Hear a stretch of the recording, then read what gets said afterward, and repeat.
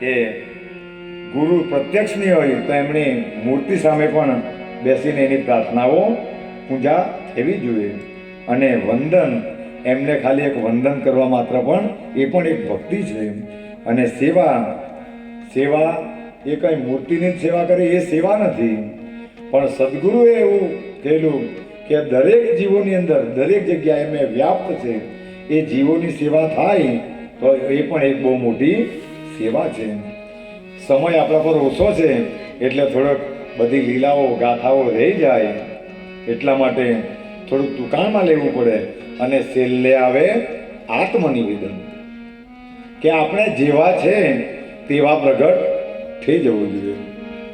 જો આપણે ગમે એટલા પાપ કરેલા હોય, ચાહે ગમે એટલો પાપી હોય, પણ એકવાર સદગુરુના ચરણમાં જાય કે ભગવાનના ચરણમાં જાય અને શરણે થઈ જાય એટલે ભગવાન દયાળુ છે, એમના પાપોને માફ કરી જ દે. પણ પછી થાય હું, એ પાછો માયામાં જાય એટલે પાછો પાપ ચાલુ કરે, એટલે એ પાપો પણ માફ થતા નથી. એટલે એ પાપ ક્યારે માફ થાય કે આપણે જેવા છે તેવા પ્રગટ થઈ જાય, બીજાને દેખાડીએ નહીં. પિતા દારૂ હોય અને બહુ મોટા ટપકા પાડતા હોય તો એ આત્મનિવેદન ભક્તિ નહીં મળે. આત્મનિવેદન એટલે આત્મનિવેદન. એક ભક્તના લક્ષણ કેવા હોવા જોઈએ? એ દયાળુ હોવો જોઈએ, એની અંદર પ્રેમ હોવો જોઈએ. આ બધા ભક્તોના લક્ષણ છે. પણ ચાંદલા મોટા કરે અને જ્યારે આટલી જમીનમાંથી લડવાનો આવે તો તલવાર કાઢે, એ ભક્તના લક્ષણ નથી. જે સજ્જનજીને કહેવાય તે તો બેસીને રસ્તો કાઢે. આ બધાને એટલા માટે કહી રહેલો છું કે આવી સ્થિતિ સંસારની અંદર થાય અને ત્યારે એ પરીક્ષા થાય, ત્યારે માણસ કેટલું કંટ્રોલ કરે, કેટલું પચાવેલું હોય તો કેટલી, એના પરથી ખબર પડે કે ભક્તિ કેટલી પચેલી છે. નહીં તો સદગુરુનું જેમણે ચરણ પકડ્યું એ ગમે એવી નાવડીમાં સદગુરુની બેસેલા હોય, પણ સદગુરુ એમને કોઈ પણ દિવસ ડૂબવા દેતા નથી.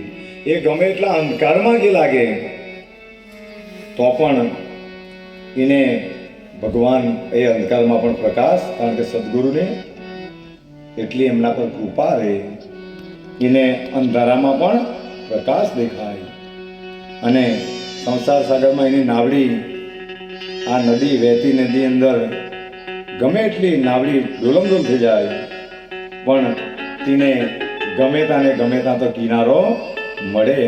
એના માટે એક ગીતની કડી બહુ ગમે કે બહી જા રહી समय की नदी है, इसे पार करने की आशा जगी है, आशा जगी.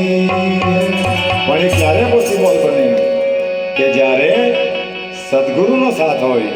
એટલા માટે એ કવિઓ બહુ સરસ ગાય કે તેરા સાથ હૈ तो मुझे क्या कमी है, अंधेरों से भी मिल रही रोशनी है, तेरा साथ है तो मुझे क्या कमी है, अंधेरों से भी मिल रही रोशनी है, तेरा साथ है.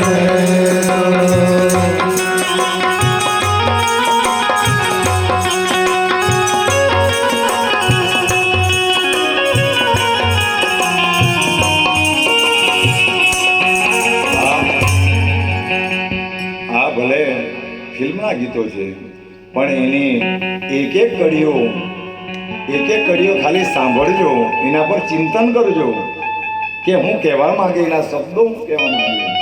લોકો ચાહે જે કહે તે, પણ એક કારણ કે જેમણે એ રચના કરેલી છે એના હૃદયો પણ સંત એવા હશે, એટલા માટે આનું નિર્માણ કરેલું. ને તો જે સંત બને, જે મહાન તો થઈ જાય તે પણ ખાલી એમ જ કે યાર આ આમ છે તેમ છે હું કામ કારણ કે તે લોકોની હૃદયની અંદર પણ ભાવ નથી. બાકી જેનું સંત હૃદય છે તે તો આ શબ્દો પર પણ એ શબ્દો હું કહેવા માંગી કેટલા સારા શબ્દો છે કે કોઈને કોઈ જગ્યાએ તો કિનારો મળી જ જાય. સદગુરુની ખાલી નાવડીમાં બેસે એટલે કોઈક ને કોઈક જગ્યાએ કિનારો તો મળે, કારણ કે એ નાવડી ડૂબી શકતી જ નથી. અને સંગીત માટે એમ કહેવાય કે એ સંગીત અને એના શબ્દો એ પણ પરમેશ્વરનું જ સ્વરૂપ છે. તો જ તો આ બધા કથાકારો રાખે સંગીત એની અંદરથી એવા ભાવો. અરે સંગીતની હું વાત કરે પણ એ સ્વરો એવા આવે કે એ સ્વરો ખાલી ગાય એટલે પણ વરસાદ પડે. આપણા સંતોના ઇતિહાસો છે એટલે સ્વરોની અંદર તાકાત છે. પણ માયાવી માણસો આ વસ્તુને સમજી શકતા નથી. આ પ્રેમની પરિભાષાને કોઈ સમજવા માટે તૈયાર નથી. એટલા માટે આ સ્થિતિ પ્રાપ્ત નહીં થાય. તો એ શિરડીનો ફકીર અનેકો ભક્તોની એમણે પરીક્ષા લીધી. શ્રદ્ધા અને સબૂરી જેવા આ દુનિયાને મંત્ર આપ્યા. એમણે એમ કહ્યું ગમે એવું દુઃખ આવી પડે પણ ખાલી મારામાં શ્રદ્ધા રાખજો. આ મૂળ મંત્ર બાબાનો શ્રદ્ધા અને સબૂરી. ગમે તે આવી પડે માણસ પર, આપણે સંસારી છે એટલે આવી પડે પણ એમાં ખાલી ને ખાલી શ્રદ્ધા રાખવાની અને કેટલો સમય અટકી જવાનો, ખાલી શાંતિ રાખવાની. એના રસ્તા એની રીતે નીકળી જ ગયેલા હોય. જેમ કોઈ પાત્ર ફાટે, એ પાત્ર ફાટે તો એકવાર અંદરથી પાણી આવી પડે પણ પછી એ તો એના રસ્તે નીકળી જ જાય. તેમ આ દુનિયાની અંદર ગમે એવું મોટું દુઃખ આવી પડે પણ એ પછી વહેંચાઈને પૂરું થઈ, એ હલકું થઈ જાય. પણ તેટલા ક્ષણ પૂરતી માણસે સબૂરી રાખી દેવાની. અને સાંઈ બાબાએ એમ કહેલું સબૂરી એવી ખાણ છે કે એ તમને આ સંસાર સાગરને પેલે પાર લઈ જશે. ને તો જે ઉતાવળ કરવા ગયા, જે આ દુનિયાની અંદર ઉતાવળ કરવા ગયા, તો આપણે હાઈવે પરની અંદર હાઈવે પર જઈએ ત્યારે વાક્યો બહુ સરસ લખેલા હોય. એ પછાડી પડદા પર વાક્ય બહુ સરસ લખેલા હોય. जिसको जल्दी थी वो चले गए. ટ્રક પછાડી આપણી ગાડી ચાલતી હોય તો લખેલું હોય કે जिसको जल्दी थी હવે वो आगे चले गए કે ઉપર ચલે ગए તે તો હવે કોણ જાણે.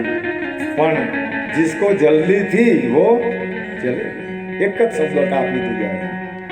એટલા માટે સબૂરી રાખવી પડે કે સમુદ્ર એ એટલી મોટી ખાણ છે કે શ્રદ્ધા ને સબૂરી એ તો બેવ જોડકી બેન છે. અને બાબાને ખબર જ હતી આ દુનિયાની અંદર જ્યારે જોડકી બેનની વાત આવી તો એ દ્વારકામાઈની અંદર બનેલી ઘટના કે જે તે સમયે બધા ભક્તો દ્વારકામાઈની અંદર બેસેલા હતા અને એક ગરોળી એ બહુ કુદાકૂદ કરતી હતી. એ દિવાલ પર આમથી તેમ તેમથી તેમ બધા ભક્તોએ વિચાર કર્યો કે આ કેમ આમ કરતી હશે.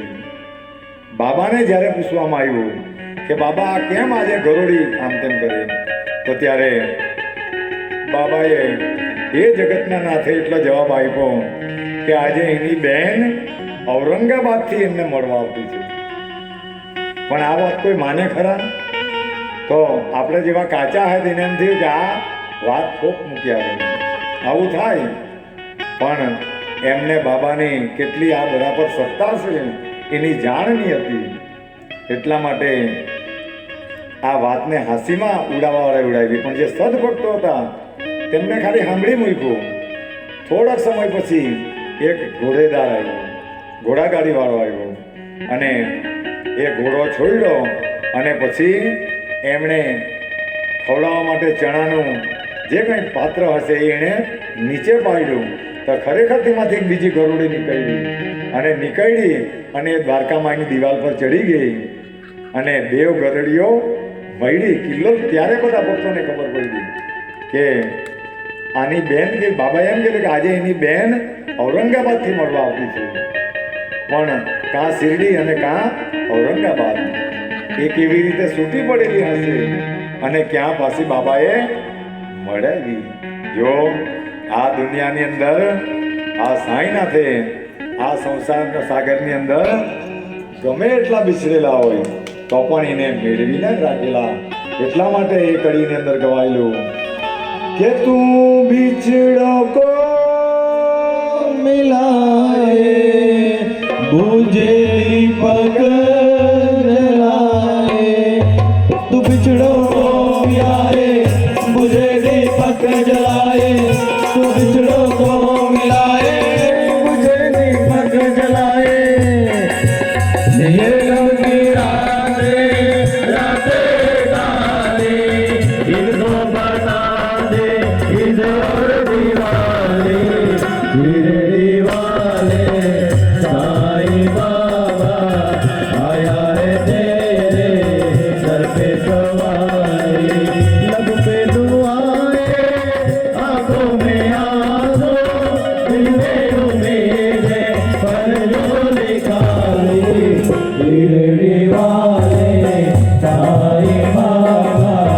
आया है तेरे दर पे सवारी.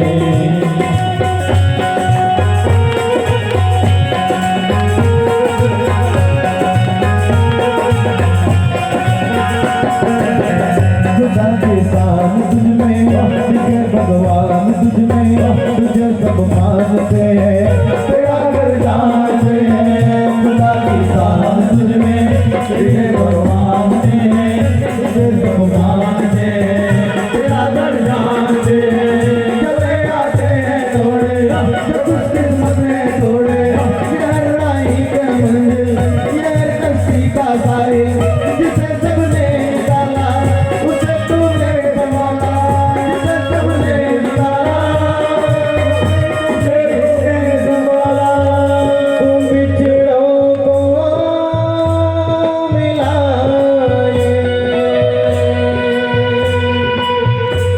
मुझे दीपक जलाए, बिछड़ों को मिलाए मुझे दीपक जलाए, तू बिछड़ों को मिलाए मुझे दीपक जलाए, ये गम की रातें गाने इनको बना दे इधर और दीवाने, शिरडी वाले साईं बाबा आया है तेरे वाले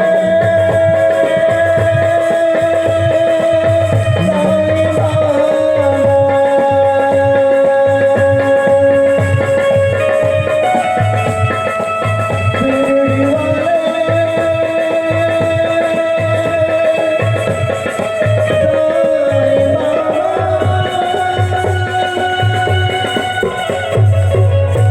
शिरडी वाले सच्चिदानंद सद्गुरु साईनाथ महाराज की जय. એકવાર આ ભક્તને પણ ખૂબ અભિવાદન.